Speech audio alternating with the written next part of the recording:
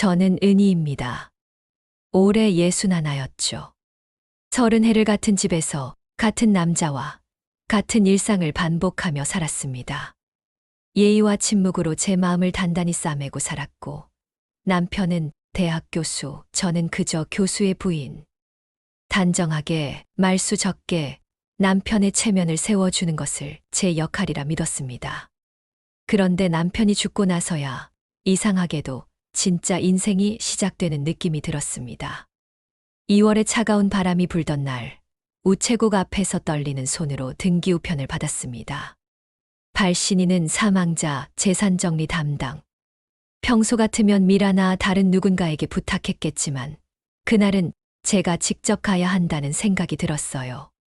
봉투를 뜯자 노란 각서 한 장과 낡은 열쇠 하나가 바닥에 떨어졌습니다. 각서에는 남편의 익숙한 글씨로 이렇게 적혀 있었습니다. 은희야, 내 서랍의 네 번째 칸을 열어봐. 안을 열면 우리의 집이 보일 거야. 끝까지 믿어줘. 끝까지 믿어줘. 살아있을 때 그 말 한 번 하지 않던 사람이었는데, 죽어서야 그런 말을 남겼다니. 버스 창밖 풍경이 모두 낯설었습니다. 수천 번 다닌 길인데 마치 제가 다른 세상으로 가는 길목에 서 있는 것 같았어요. 그날 밤 남편의 서재로 갔습니다. 서랍은 분명 세 칸뿐이었는데 열쇠를 이리저리 맞춰보다 서랍장을 통째로 빼내니 바닥 밑에 숨겨진 공간이 나타났습니다. 얇은 판자 아래 검은 천으로 감싼 상자. 손이 떨렸습니다.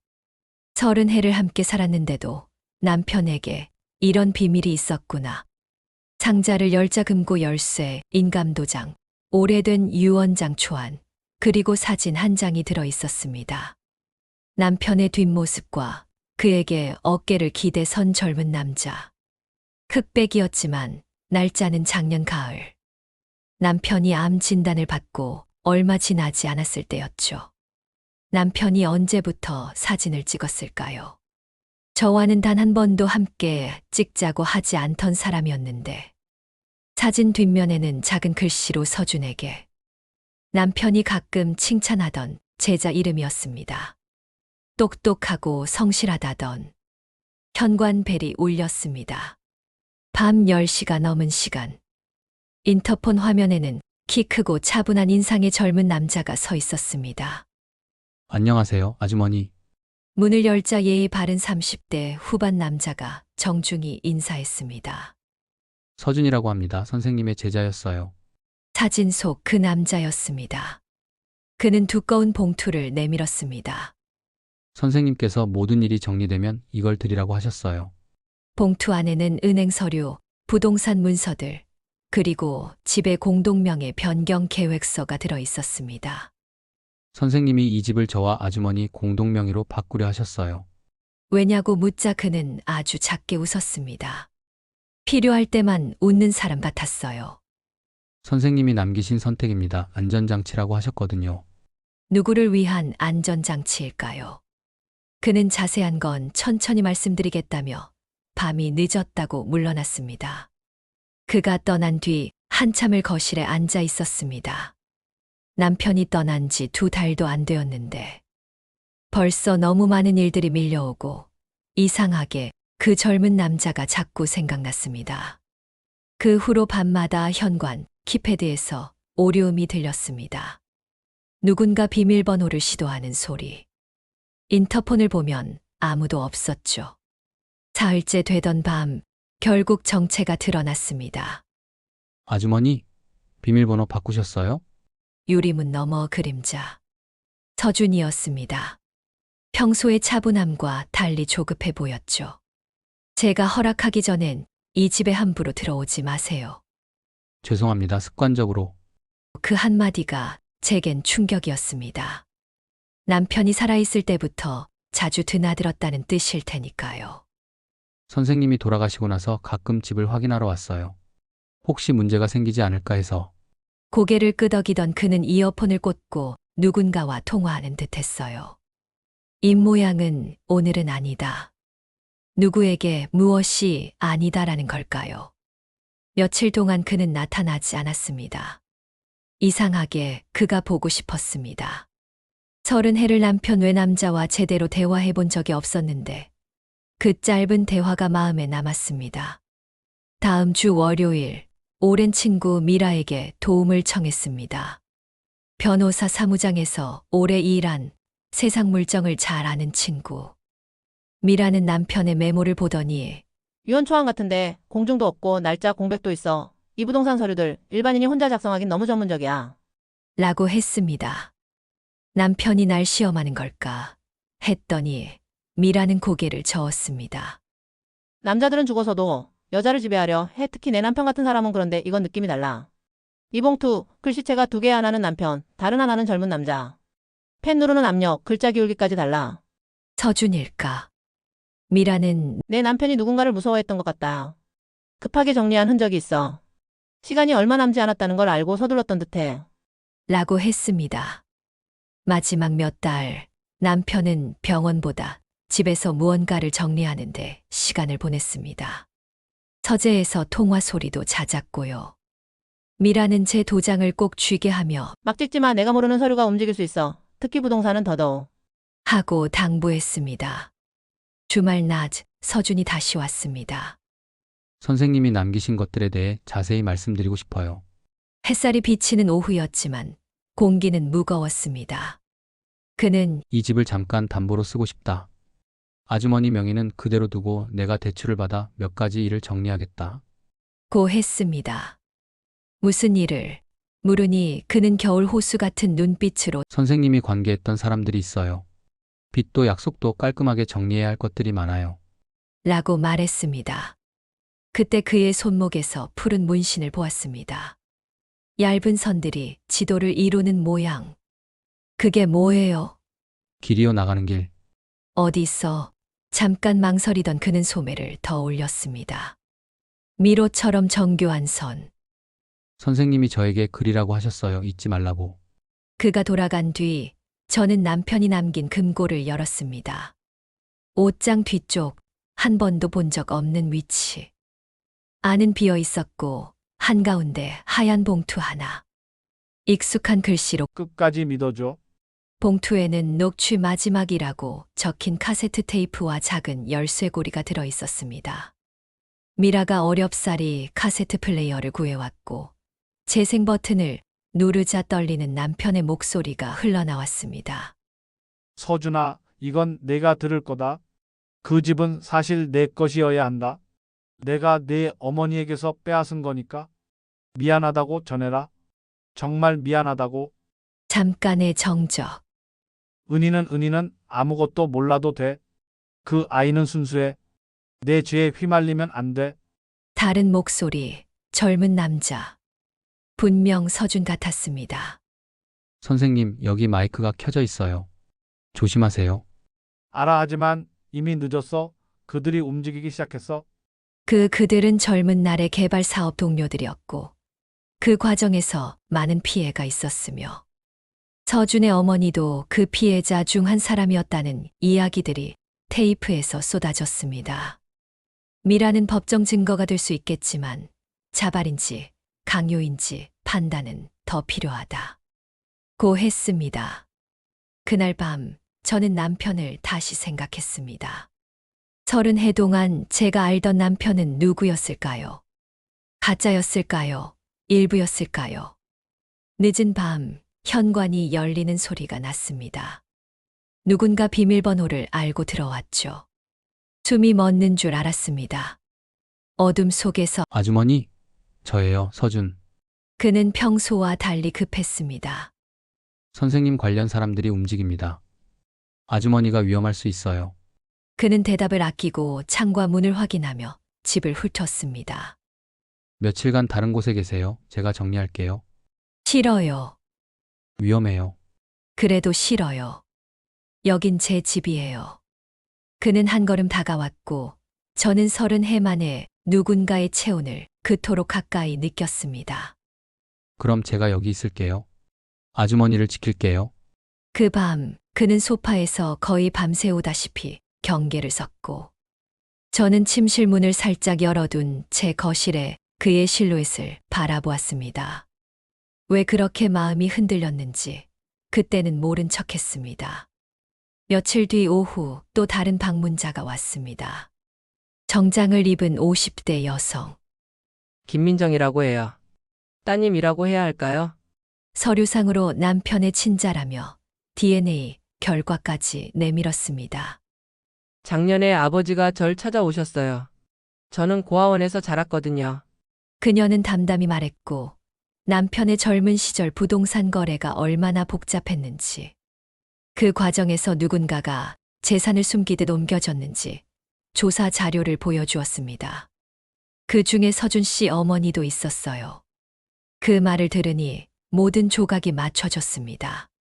서준이 남편을 선생님이라 부르면서도 거리를 두던 이유, 이 집을 대하는 복잡한 감정. 복수하려고 온 건가요? 물었더니 그녀는 고개를 저었습니다. 처음엔 의심했지만 만나보니 그런 사람은 아니더군요. 오히려 존경하고 있었어요. 복잡하게요. 저녁에 서준을 불렀습니다. 다 알고 계셨죠? 그는 네. 라고 했고, 왜 말하지 않았냐 묻자 선생님이 아주머니에겐 말하지 말라 하셨다. 아주머니는 죄가 없으니까. 선생님의 과거는 선생님이 감당해야 할 몫이라고. 라고 했습니다. 하지만 이제는 내가 알게 됐잖아요. 그가 고개를 숙였습니다. 죄송합니다. 저는 조심스럽게 물었습니다. 어머니, 이야기를 들었어요. 선생님을 미워했나요? 긴 침묵 끝에 그는 어머니가 돌아가시며 미워하며 살지 말라 하셨어요. 미움은 결국 자신을 해친다고. 그래서 용서하려 애썼고 어느 순간 그분이 저를 정말 아끼고 계시다는 걸 느꼈어요. 아들처럼. 라고 말했습니다. 남편이 죄책감으로 시작해 돌봄으로 이어진 마음. 저는 울컥했고 그가 선생님이 가장 걱정한 건 아주머니였다. 혼자 남겨질 당신. 이라고 말하자 모든 퍼즐이 제 안에서 부드럽게 맞물렸습니다. 당신은 나를 어떻게 생각해요?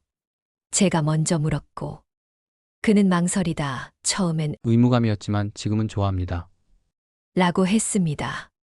제 심장이 쿵 내려앉았습니다. 저도 좋아해요. 상식으로 설명되지 않는 조합이었지만 제겐 중요하지 않았습니다. 앞으로를 결정하기 위해 미라, 김민정, 서준과 네 사람이 마주 앉았습니다. 미라는 법정 투쟁이 길어질 것, 남편의 과거가 낱낱이 드러날 것을 경고했습니다. 김민정은 크게 욕심은 없고 아버지가 저를 인정했다는 사실과 진실의 확인이 필요하다. 고 했습니다. 서준은 아주머니가 결정하시는 대로 따르겠다. 다만 어떤 선택이든 후회하지 말아달라. 고 했습니다. 저는 마음을 정했습니다. 법정에 가지 않겠어요. 대신 남편이 피해준 분들에게 직접 사과하고 가능한 보상을 하겠습니다. 이 집을 팔아서라도. 서준이 제 손을 따뜻하게 잡았습니다. 김민정도 돕겠다고 나섰습니다. 그렇게 우리는 새로운 길을 택했습니다. 싸움 대신 대면, 변명 대신 사과. 몇 달 동안 바빴습니다. 김민정의 자료를 바탕으로 피해자분들을 하나하나 찾아갔습니다. 서준의 고향 어머니가 식당을 하던 자리엔 큰 상가가 들어섰지만 기억은 남아 있었습니다. 김 선생 부인이시라고요? 네, 죄송합니다. 처음엔 냉랭했지만 진심으로 사과하고 구체적 보상을 제안하니 조금씩 마음이 열렸습니다. 부인께서 직접 오실 줄이야. 제가 몰랐다고 해서 책임이 없어지는 건 아니잖아요. 박할머니라는 분이 말씀하셨습니다. 서준이 엄마 참 좋은 사람이었지. 웃음을 잃지 않던 사람. 그 말을 들으니 서준이 더 소중해 보였습니다. 경기도의 작은 마을에서도 비슷한 장면이 이어졌고, 처음엔 이제 와서 뭐가 달라지냐던 분들도 차츰 그래도 와줘서 고맙다고 말씀하셨습니다. 저는 남편이 얼마나 많은 상처를 남겼는지 비로소 실감했습니다. 그 과정에서 저도 변했습니다. 남편의 부인으로만 살던 제가 제 이름으로 제 선택을 시작했습니다. 서준 역시 무거웠던 표정이 조금씩 풀렸습니다. 어떤 저녁, 그는 말했습니다. 고마워요. 저야말로 서로 의지가 되어 길가 카페에서 마신 커피 한 잔이 그렇게 따뜻할 줄 몰랐습니다. 앞으로 어떻게 할래요?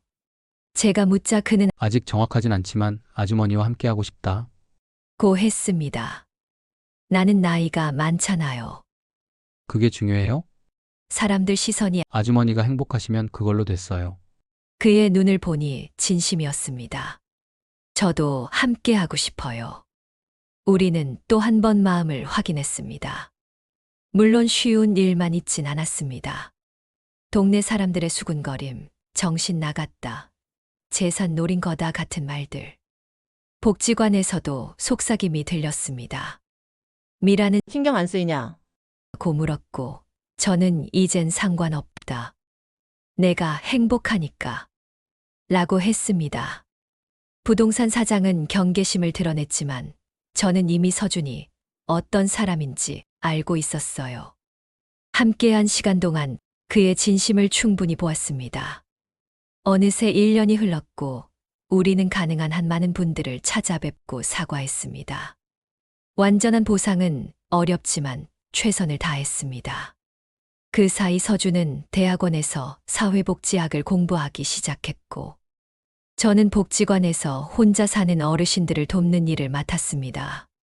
더 밝아지셨어요. 더 아름다워지셨고요. 라는 그의 말에 저는 거울 속 제 얼굴을 오래 보았습니다. 분명 예전과 달랐습니다. 눈에 생기가 있고 표정이 부드러웠습니다. 당신 덕분이야. 라고 했더니 그는 아니에요. 아주머니가 스스로 새로운 선택을 하신 거예요. 라고 답했습니다. 맞는 말이었습니다.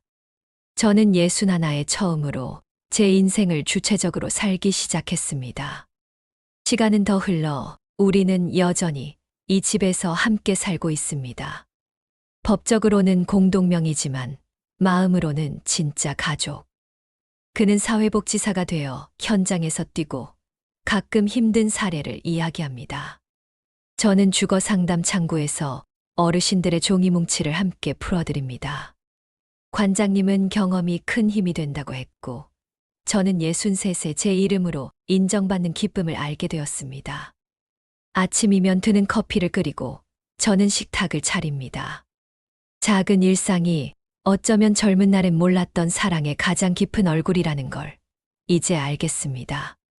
사랑은 더 성숙해졌습니다. 번개처럼 불붙는 감정이 아니라 긴 겨울 뒤 해빙처럼 스며드는 따뜻함. 어느 비 오는 날, 그는 손목에 문신을 보여주며 지울까 고민 중. 이라 했습니다. 여기엔 내 과거가 너무 많아요. 길을 잃지 않으려고 새긴 선이 가끔은 길을 막아요. 저는 남겨요. 도망치지 않으려 새긴 선이면 상처가 아니라 약속이에요. 약속은 지우는 게 아니라 덧그리는 거예요. 라고 말했습니다. 그는 오래 참았다가 허락받은 웃음처럼 웃었습니다. 빨래를 정리하다 남편 트위드 코트 주머니에서 폴라로이드 한 장이 나왔습니다. 교정 앞 봄날. 사진 속 저는 30살쯤, 제 앞에 초등학생 남자아이.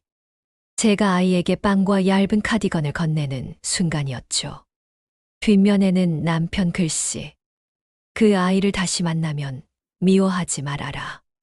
샤워를 마치고 나온 서준에게 사진을 보여주자 그는 천천히 고개를 끄덕였습니다. 네, 저예요. 엄마가 학교 구내식당에서 일하던 날 아주머니가 저한테 건네주신 그 빵과 카디건을 아직 기억해요. 그날 이후로 겨울이 싫지 않았어요. 그는 연구실 조교로 들어갔을 때 영정 속 미소와 같은 미소를 당신에게서 보고 알았다. 그날의 아주머니였구나. 라고도 말했습니다.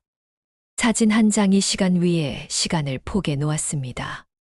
우연과 설계와 은혜와 빚이 겹겹이 쌓인 장면. 저는 그 사진을 벽에 꽂지 않고 일기장 사이에 눕혀두었습니다.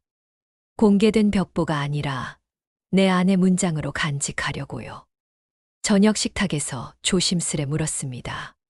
당신에게 이 집은 아직도 나오는 길인가요? 아니요, 이제는 머무를 수 있는 곳이에요. 그럼 공동명의를 계속 유지할까요? 그는 법적 주인을 욕심내고 싶진 않아요. 공동명의는 유지하되 아주머니 사후에 제 지분 일부를 기금으로 돌리고 싶어요. 네 번째 칸 장학기금. 개발 피해자 자녀와 저소득 어르신 주거 보조에 쓰면 어떨까요? 라고 말했습니다. 남편이 만들다만 설계도를 우리는 다른 용도로 완성하자는 제안. 저는 울컥했습니다. 우리의 과거와 현재와 미래가 한 문장 안으로 정돈되는 느낌. 좋아요. 길을 바꿔요. 선을 9호로 더 끓입시다.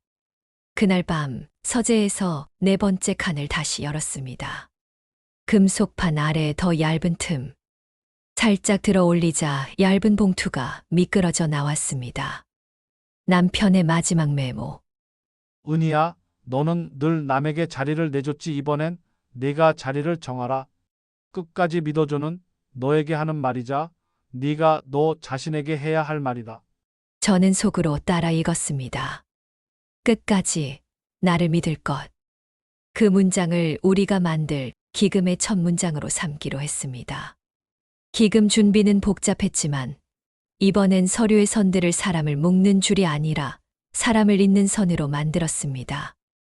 미라는 실무를 맡았고 김민정은 피해자 가족 네트워크를 연결했습니다. 이름은 오래 고민 끝에 네 번째 칸으로 정했습니다. 숨겨두었던 칸을 이젠 공개된 서랍으로 만들어 필요한 사람들이 언제든 꺼내 쓸 수 있게 하자는 뜻. 창립날 아침 저는 현관 비밀번호를 내 생일, 내 자리로 바꿨습니다. 문을 열고 나서는 소리가 집 안에 고르게 울렸습니다. 바닥에 들이운 햇결은 문과 문 사이 길처럼 길게 뻗어 있었고요. 다녀오겠습니다. 하고 말하자 집이 대답하는 것 같았습니다. 다녀오라, 오늘도. 기금이 알려지면서 동네의 시선도 달라졌습니다. 수군거리던 입술들이 어느 날부터 고맙다로 방향을 틀었습니다. 복지관 앞에서 한 어르신이 제 손을 꼭 잡고 사람은 늦게 피어도 꽃은 꽃이더이다. 라고 하셨습니다. 그 말에 제 마음속에서도 늦은 봄이 피었습니다. 서주는 현장에서 뛰고 퇴근하면 아이들을 가르쳤고 저는 어르신들의 서류를 함께 풀었습니다. 종이 속선들을 사람의 표정으로 바꾸는 일. 우리가 선택한 새로운 노동이었습니다. 창립 1주년 행사에서 저는 짧게 인사했습니다. 저는 61에 처음으로 제 이름으로 살아보기로 했습니다. 그 시작은 미안합니다였고 그 다음은 함께 하겠습니다였어요. 그리고 오늘 제가 여러분과 나누고 싶은 마지막 문장은 나는 나를 믿습니다. 여러분도 여러분 자신을 믿어주세요. 집으로 돌아와 새 일기장 첫 줄에 끝까지 믿어줘. 라고 쓰고 그 아래 아주 작게 덧붙였습니다. 이젠 내가 나에게. 밤의 창문을 여니 늦여름 바람이 커튼을 스쳤습니다.